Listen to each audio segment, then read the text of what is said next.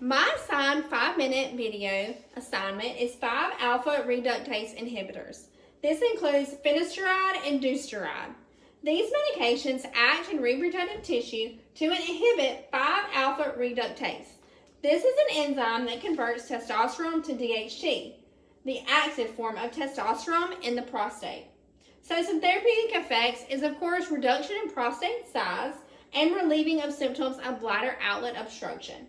Keep in mind this is a slow process over about 6 to 12 months.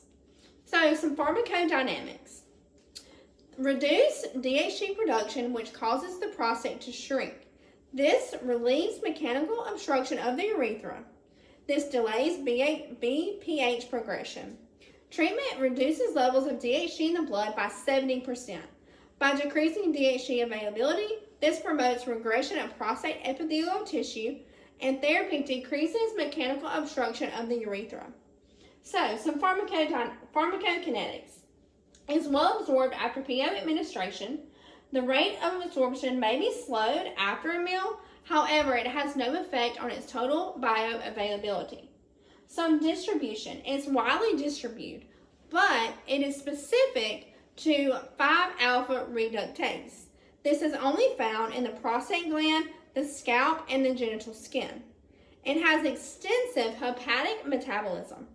So some excretion, feces is about 57% and urine is about 39%. Some pharmacotherapeutics. We'll start with precautions. The U.S. FDA is informing clinicians that this group of drugs can actually pose a risk for high-grade prostate cancer. So we, of course, need to be aware of that when we're prescribing. Some contraindications. If the male patient already has a diagnosis of breast cancer or high-grade prostate cancer, we would not want to prescribe this drug. If they have something like liver problems, serious depression, or if they are of the female gender or are pregnant or could become pregnant, we would not want to prescribe this drug. Also, it is contraindicated to donate blood while on this medication or 3 months after. Some adverse drug reactions.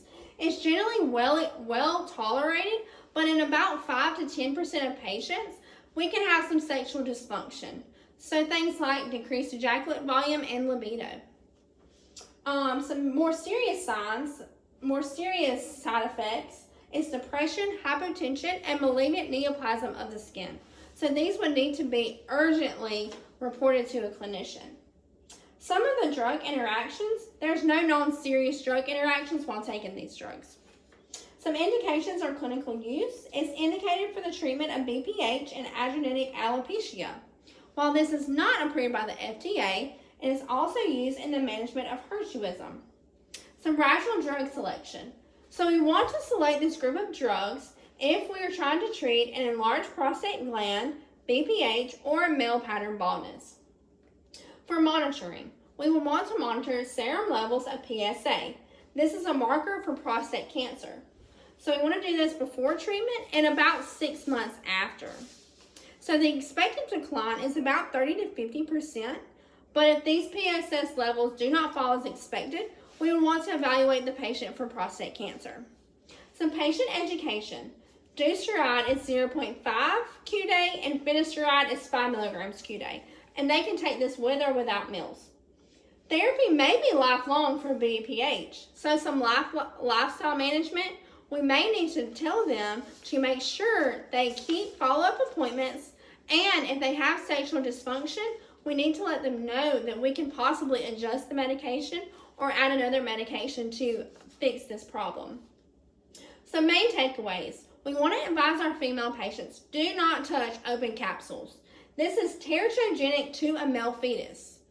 And we want to advise them to do not donate blood. If they donate blood and it gets injected into a female patient that could be pregnant, it could harm the male fetus. And we want to advise them that this does not protect against high-grade prostate cancer. Thank you.